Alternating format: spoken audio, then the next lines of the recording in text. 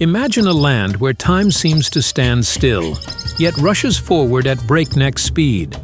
A country where you can wander through medieval labyrinths in the morning, ride camels across golden dunes at sunset, and sleep under more stars than you've ever seen in your life.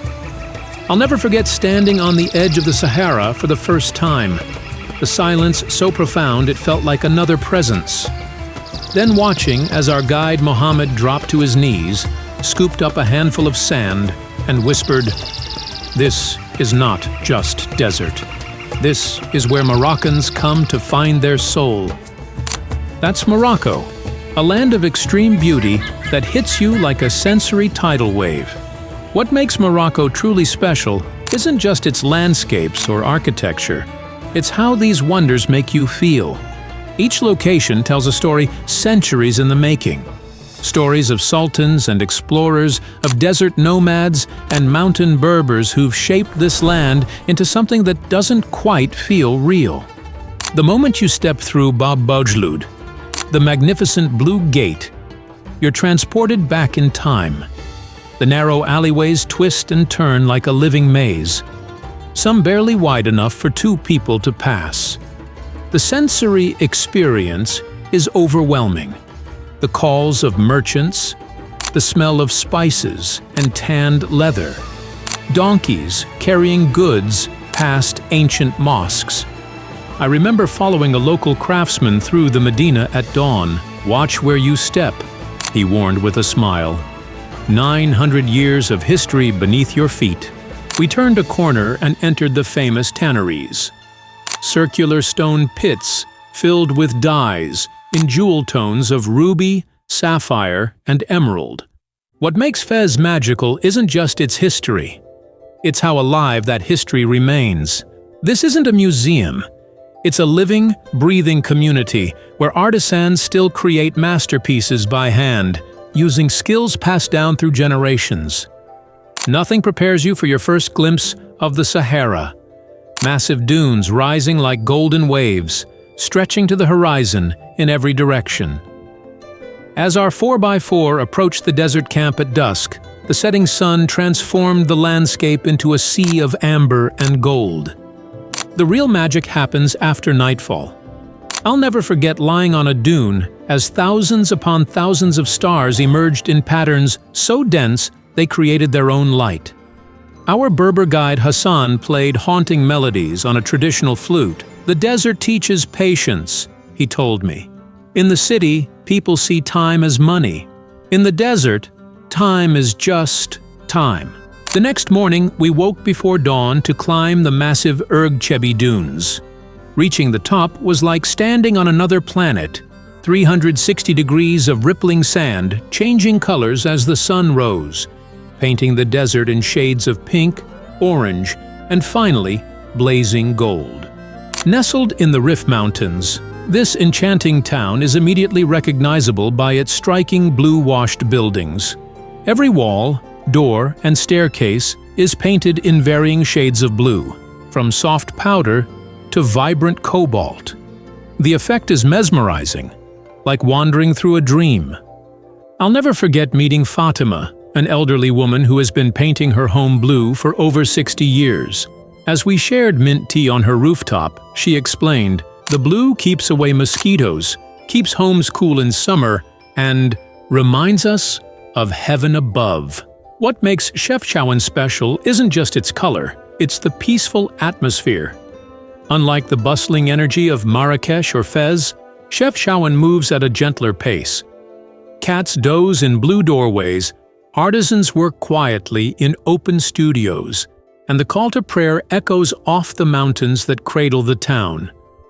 Crossing the shallow river on stepping stones, I approached this UNESCO World Heritage Site just as the morning light hit its earthen walls, making them glow like burnished gold. This 11th century Kisar, fortified village, seems to emerge organically from the landscape, its mud brick kasbahs telling tales of desert caravans and forgotten empires. Walking through its narrow passages, I met Ibrahim, whose family has lived here for 6 generations.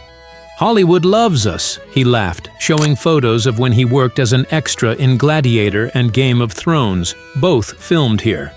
But behind the cinematic fame lies a deeper story of sustainable desert architecture, of communities adapted perfectly to harsh environments. What struck me most was standing at the top of the highest kasbah, looking out over the Palmares and desert beyond. I suddenly understood why humans have been drawn to this crossroads for a millennium. There's a timelessness here that makes your own problems seem small and temporary. Essaouira hits you first with its colors, the brilliant white and blue Medina walls contrasting with weathered fishing boats in shades of azure and turquoise. The powerful Atlantic winds carry the scent of salt, grilled fish, and exotic spices through narrow streets lined with art galleries. I spent a magical evening with local fishermen as they brought in their catch, auctions erupting spontaneously on the docks as seagulls swooped overhead. Later, those same fish appeared on sizzling grills along the harbor, arguably the freshest seafood feast you'll ever experience. What makes Essaouira special is its laid-back vibe, a refreshing contrast to the intensity of Morocco's imperial cities. Here, Nawa musicians perform hypnotic rhythms in small squares.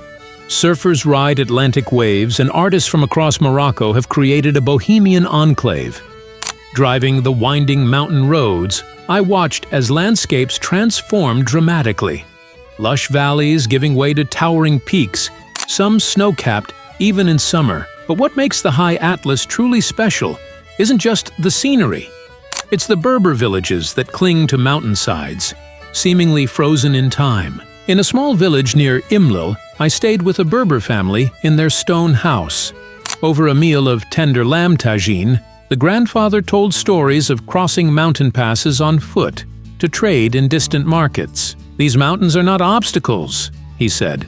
"They are our protectors. They've kept our culture alive for thousands of years."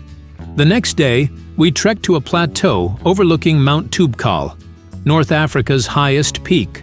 The landscape was breathtaking, red earth contrasting with green valleys and distant villages that seemed to defy gravity on steep slopes. Gemma El Fna Square is the beating heart of Marrakech, and as night falls, it transforms into the greatest show on earth. Snake charmers, storytellers, musicians, and food vendors create a swirling carnival of Moroccan life. I remember standing in the center as the call to prayer rang out from the nearby Koutoubia Mosque, mixing with drum beats and the steam from food stalls. Beyond the square, Marrakech unfolds like a treasure chest. The Bahia Palace showcases Islamic architecture at its most refined, while the Majorelle Garden, once owned by Yves Saint Laurent, offers an oasis of exotic plants and the most intense shade of cobalt blue you'll ever see. What makes Marrakech magical is the way it balances chaos and tranquility. Step through any unassuming door, and you might find yourself in a peaceful Riyadh courtyard with fountains and birdsong, completely removed from the Medina's energy just meters away. Standing among columns silhouetted against a vast sky, with the rolling countryside of central Morocco spreading out below, I felt history come alive. Built around 40 CE, Volubilis was once a thriving Roman city of 20,000 people at the far edge of the empire. Today, its remarkably intact mosaics, triumphal arch, and basilica columns tell stories of Roman life in North Africa. What makes Volubilis magical is its setting. Unlike many ancient ruins, it hasn't been surrounded by modern development. Instead, olive groves and wheat fields surround the site much as they would have 2,000 years ago. Storks nest on column tops, and wildflowers grow between ancient stones. Driving the famous Road of 1,000 Kasbahs, I rounded a bend and gasped as the Dade's Gorge revealed itself, a series of weird, wonderful rock formations in shades of red, orange, and pink. The road snakes through the gorge, with hairpin turns so tight they're nicknamed monkey fingers. Ancient mud brick kasbahs perch precariously on cliff edges. Just an hour away, the Tadra Gorge offers a completely different experience. A narrow slash in the mountains where vertical walls rise 300 meters straight up from a trickling river. Walking through the narrow section, I could touch both sides with outstretched arms, while looking up at a thin slice of blue sky above. These gorges reveal Morocco's geological history, layer upon layer of different colored rock telling a story millions of years in the making, while housing Berber communities who have adapted to this harsh landscape for centuries. Built in the 12th century, this blue and white Kasbah sits where the Bou Regreg River meets the Atlantic Ocean. Passing through its massive, ornate gate, I entered what felt like another world. Narrow streets painted in Mediterranean blue and white, flowering vines cascading down walls, and an atmosphere of tranquil beauty. Walking along the Kasbah's sea-facing ramparts at sunset, I watched fishing boats returning to harbor as the call to prayer echoed across the water. This perfect blend of nature, history, and everyday life captures what makes Morocco so special. What struck me most was the Andalusian garden within the Kasbah, a peaceful haven of orange trees, palm trees, and blooming flowers with views across to the twin city of Saleh. Here, locals read books, play chess, and enjoy the sea breeze in a setting that hasn't changed much in centuries. As we end our journey through Morocco's most amazing places, I'm reminded of something a Berber guide once told me. Morocco doesn't just change what you see, it changes how you see. From ancient Medinas to towering dunes, from blue mountain towns to dramatic gorges, this country offers experiences that engage all your senses and challenge your perception of time and culture. What makes Morocco truly special is this incredible diversity packed into a country smaller than Texas, where a few hours' drive can transport you between completely different worlds. So which of these Moroccan wonders spoke to you most? Drop a comment below and let me know which place you're adding to your travel list. Until our next adventure, as they say in Morocco, Beslama, travel in peace.